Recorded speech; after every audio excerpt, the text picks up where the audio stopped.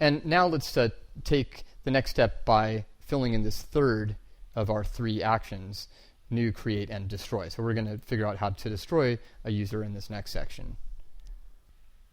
All right, as usual, we'll start with the test. And it's okay if you wouldn't necessarily guess these tests, because when you're just starting out, it's sometimes really tricky to know what to test for. But eventually, this will be second nature.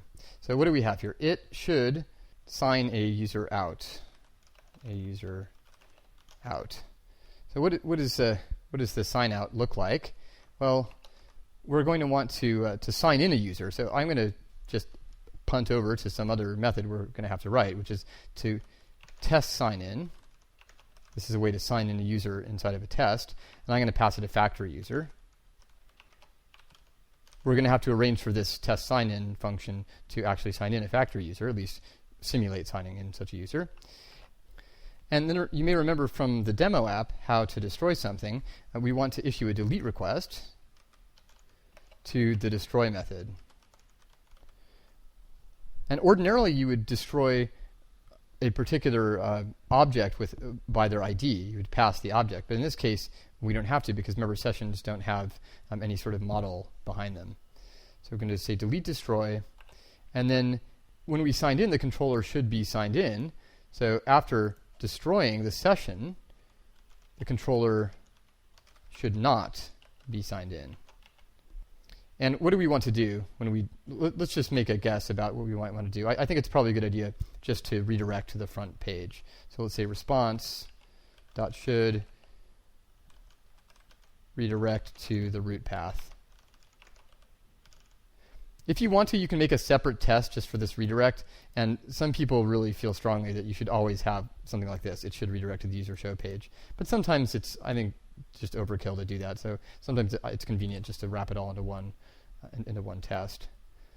So we're red, which is doubly not surprising. Not only have we not put in the application code, but this test sign-in function has yet to be defined. So the place this goes is in spec helper. This is the place where we can define a function that will then be used everywhere. So let's define this. So remember, we defined this current user equals method. That's attached to the controller because of this, because we did this include sessions helper. It means we have everything in the sessions helper inside the controller. And so inside spec helper, we can do this. We can say def test sign in, and the user will then be attached to current, what we said equal to current user. So controller dot current user equals user. And by the way, if not everything matches here, that's okay, because I'm set up for Spork here, and this may look a little different on your system. But the idea is that this should be defined, this test sign-in method should be defined in the spec helper so that it's available everywhere. And I might actually have to restart Spork. I'm just going to restart Spork just in case. I probably do have to restart Spork there. Okay, so let's quit out of that, and let's go back to our sessions controller spec and say, all right, test sign in. Now we sign in as a factory user. Let's just assume that method works. We delete destroy. Controller should not be signed in. Response should redirect to root path. So let's take a look at our sessions controller and think about how we're going to do that. Let's restart auto test.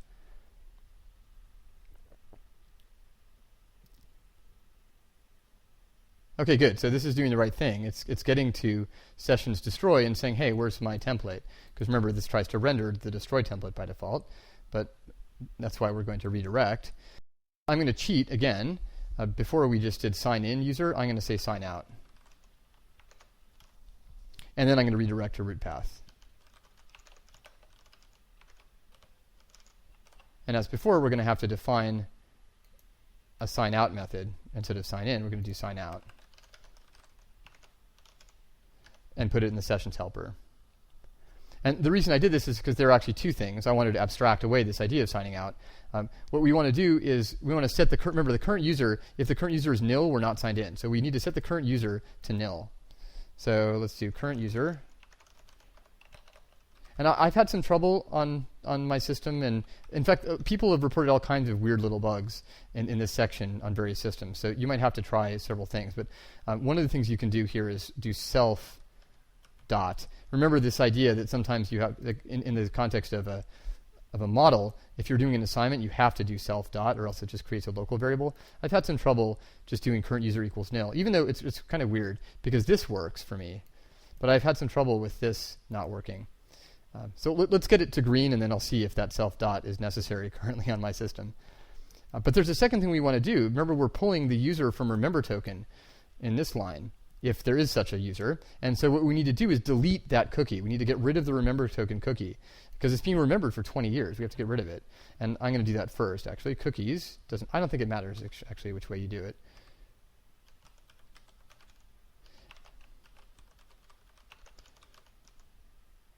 Okay, so let's save this and go back here and see if we're green. Hey, look at that, we're green. So it's working. The controller is not signed in and it redirects. Now, you might notice that I'm actually not testing for this, the deleting of the cookie. And I have found that testing cookie stuff in Rails is incredibly brittle. Like often a minor point release will break the cookie testing support. So you can try to figure out how to test this cookie if you want to, but I've learned that it's probably not worth the trouble. All right, so let's see if I actually need this self dot. See if this passes. I'm as curious as anyone to find out. Yeah, so you can see that it actually doesn't work. I'm not sure why, but little minor problems like this are not uncommon in testing. So let's just rerun this test suite. Yeah, so now we're green.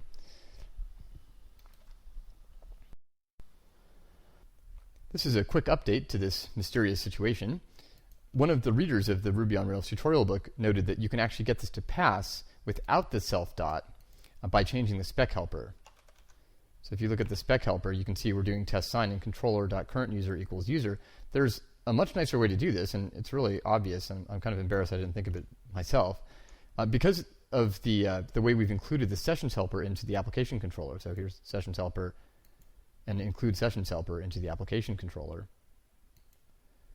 We have use of this current user equals method, which is what we have here. So here's current user equals, and we're using it here, controller.current_user equals user. But if you look in the sessions helper, we also have this sign-in method, which is exactly what we're actually using to sign the user in. So we should reuse that. Controller.signin, and then pass it to user. So if we save this and change this to be just current user equals nil, let's take a look at it and see what happens. See if you can guess what's going to happen. All right, so it still fails. I claimed that it wouldn't fail. The reason it fails is because one of the things that Spork preloads is this spec helper. Like that's the whole point, is that Spork preloads a bunch of stuff. So we just have to restart Spork, and let's just get out of this. All right, so now we can go back to auto test, and we should be green at this point. This is great. This section of the book had a lot of bug reports. People said that random weird things wouldn't work. And I have one person in particular who is running into some strange problems in this section. And this change to use the sign-in method inside the spec helper fixed pretty much everything. The rest of this lesson uses the self.current_user equals nil as we had before, because I made this lesson before learning about this cool solution. But now you know how to get it to work by using controller.signin inside the spec helper. And you should feel free to keep your code with that updated version throughout the rest of the lesson. Now, at this point, we haven't changed our application a whole lot. We've just been building all of this machinery. But it's about time that we made a change to something other than this sessions controller. So we've got our login machinery working now. And let's apply it first by going to the users controller. And let's sign in the user after the user signs up. This is a common convention on the web. Some sites actually do this, where you'll sign up and then you have to sign in. And I've always thought that's really lame, because if you just signed up, you should be signed in automatically. So let's get that working, and let's write a test for it as usual. So let's see. This is post create. It should. Okay, we've got it should not create a user for failure, but describe success. It should create a user, it should redirect to the user show page, it should have a welcome message, and it should sign the user in.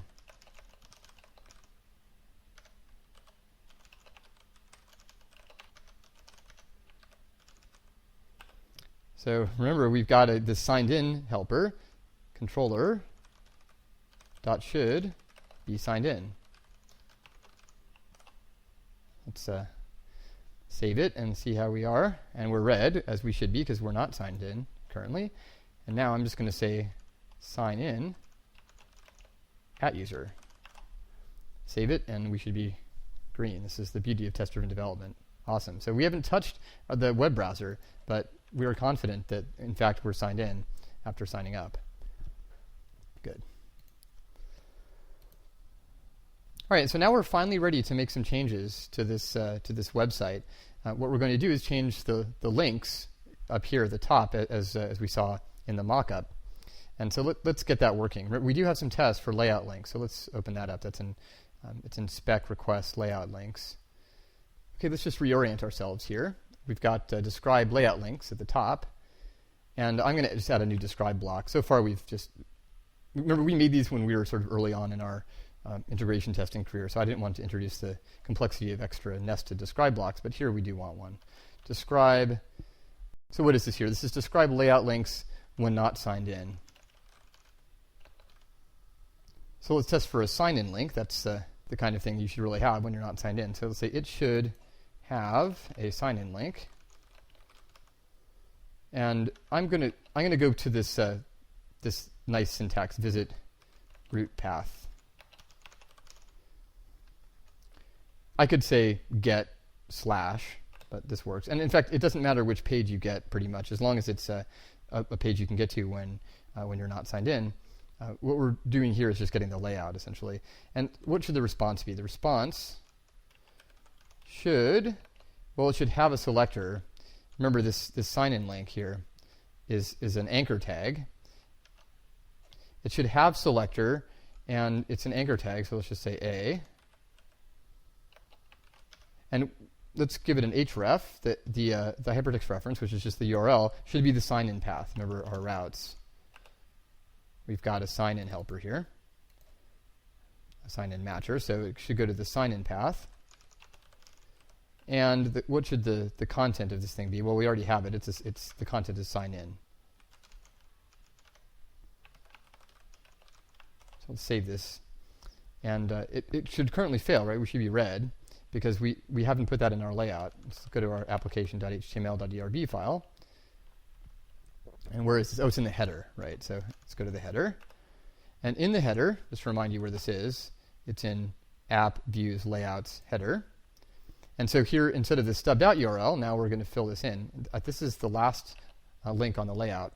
So this is now sign in path. Remember, it won't run the test just because we changed the view. So let's go back here, change it up, and then we should be green at this point. Look at that. Okay, the next step is just to say, well, how should it change? Describe when signed in. And now I'm going to add a before block to actually do the sign-in. Now, unfortunately, that test sign-in helper that we made in the spec helper, this test sign-in method, will not work in integration tests. There is a way to define a helper for integration tests that signs people in, and that's left as an exercise in the book. So let's take a look at this for now, though. It's essentially just creating a factory user and then hitting the sign-in page. Remember, this is an integration test. We can do anything we want. So let's visit the sign-in path. And then we're going to fill in the email, fill in email with the user email, and fill in password with @user password. Or we saw this in one of our other tests. Let's take a look at the user spec. Remember that we can fill in a form just by using this fill in method. Just a reminder of what our sign-in page looks like. Actually, let's reload this. We now have this link. There we go. So remember, we can access these fields by their label.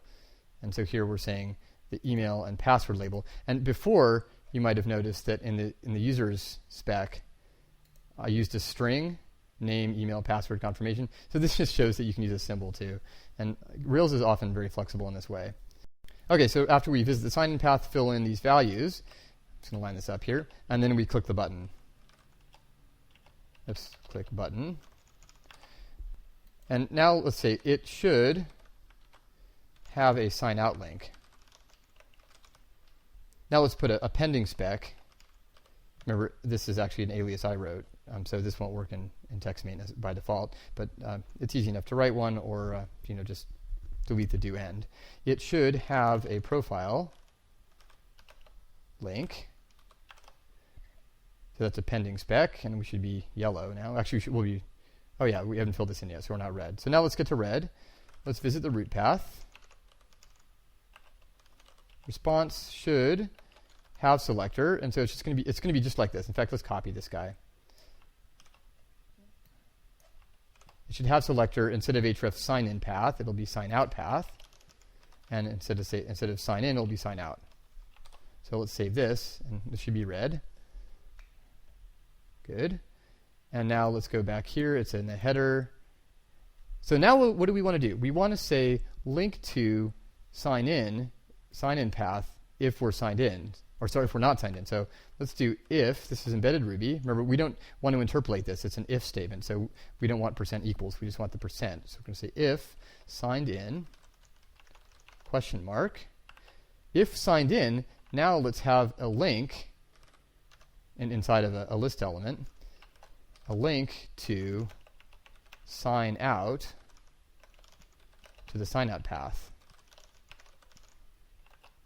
Else, link to sign in, end. Now some people tab these in, and that means the LIs aren't all aligned, and that's okay. This is probably easier to read. I'm not sure. I bounce back and forth in which convention I use. So let's use this one for now. And let's change this. We should be to green now. Ah, that's right. We should be to yellow because it should have a profile link. All right, so what should the profile link be? We want a link to the current user's profile. So let's just copy this stuff in here. We can actually copy everything here. This is going to be a very similar thing. We're just going to visit the root path again. And the response should have selector A. It should be an anchor tag where the href this time is the user path for the user that we defined in the before each block. So this should be user path at user. And let's make the content say profile. Let's have the link that says profile. So this will now be red. And now let's go back to our header and say, let's just put it after the home. Let's have it be home profile help. So let's do, this is going to be another if signed in, question mark. This helper is so useful, this signed in question mark helper. If signed in, let's put a link to profile. And so this, now we're going to use the current user, and remember that if you can, well, let's just do this. Let's do user path to current user. And we need to put the end here. So let's run this thing. We should be green at this point. Good. And now I just want you to remember that you can omit this user path part. So link to profile current user, and we should still be green. Oops, let's do. There we go. And let's just rerun the whole test suite just to be safe.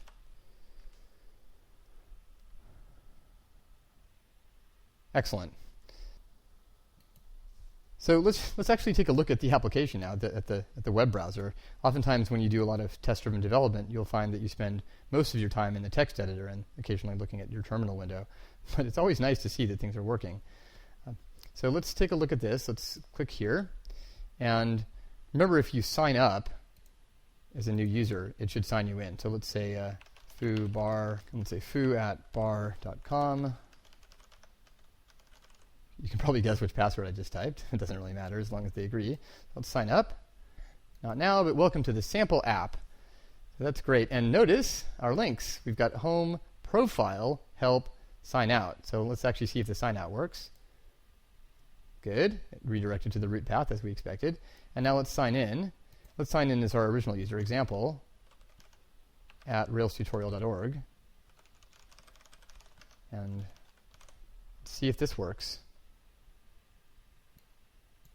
So that's pretty good. Now let's take a look at the cookies, and we can finally see what all of that cookie machinery did.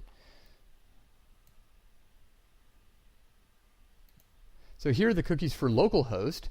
Rails sets a session cookie by default. So this underscore sample app session cookie is something that the Rails application framework does automatically. But this one, the remember token, is what we got for this line here. Let's take a look at it. It's in the sessions controller. I'm sorry, it's in the sessions helper. This line here, this cookies.permanent.signed remember token, that is what got us this right here. And you can see that this string is really long and hard to guess. So it's encrypted on the browser, and there's no way to decrypt it, at least short of a quantum computer. And this is what allows us to retrieve the remember token and then find the user in the database using the salt. There's one more thing I want to do. You might remember at the end of the sign up lesson that we did some integration tests just to make sure that if you go to the sign up page, that it actually does something if you fill in these fields and click the sign up button. I mean, the controller and action stuff will work even if there's not a form here. So the only way to test that there's really a form here is to visit the page and click the button. I mean, even doing tests for the HTML structure doesn't test that, in fact, when you click the button, it does the right thing. So integration tests are just a lifesaver in this context. So let's write a couple integration tests, one for when we go and click and nothing happens. And well, actually, we want to make sure that there's this thing here. And then one for a valid sign-in. So let's do that as the capstone on this section. For convenience, we're going to put it in the users spec. It's in spec requests users spec. Remember, this is where we put the sign up failure and successful, so we're going to do sign in failure and success here as well.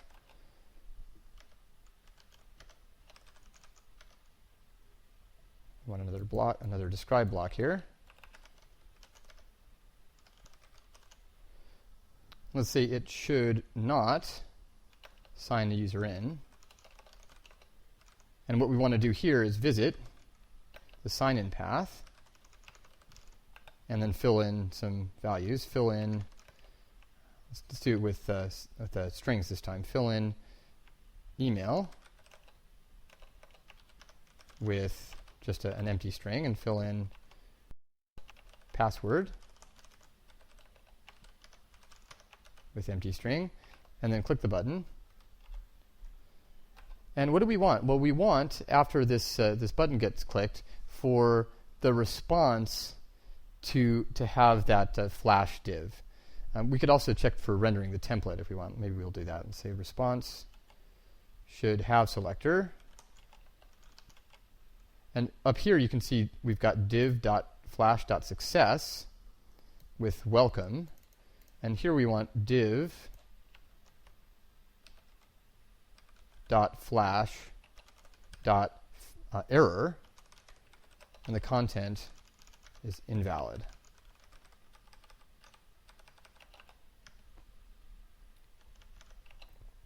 And we can also, let's just do the render template. Response should render template, and the template should be, what is it? It's sessions new. Let's save that and see if we're still green. Good. Remember, integration tests are working with functional code, so we're just making sure that we stay green. Now we're going to describe success and say it should sign a user in. Let's test the sign out as well. It should sign in, sign a user in and out. This is a really cool thing you can do with an integration test. So what we're going to do here is we're going to visit the sign-in path. We're going to sign in with a valid user credentials, and then we're going to click the sign out link and make sure that it actually signs out the user. So let's check this out. This is really awesome. So we need a factory user. And now we're going to visit the sign-in path. Fill in email with the user email.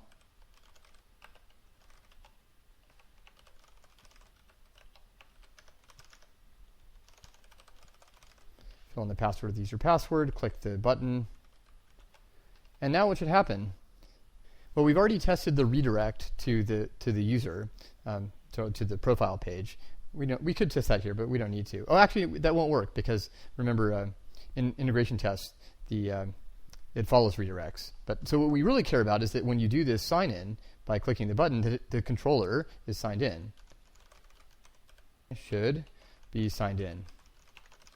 And remember that since we do follow that redirect, that we'll end up on the profile page, and that means that we can just click the link for sign out. Click link, sign out. And now the controller should be signed out. So it should not be signed in. Should not be signed in. Let's see if we're still green here. And there we go. So this is a real end-to-end test. This just visits the sign-in page, clicks on the button, and everything is working.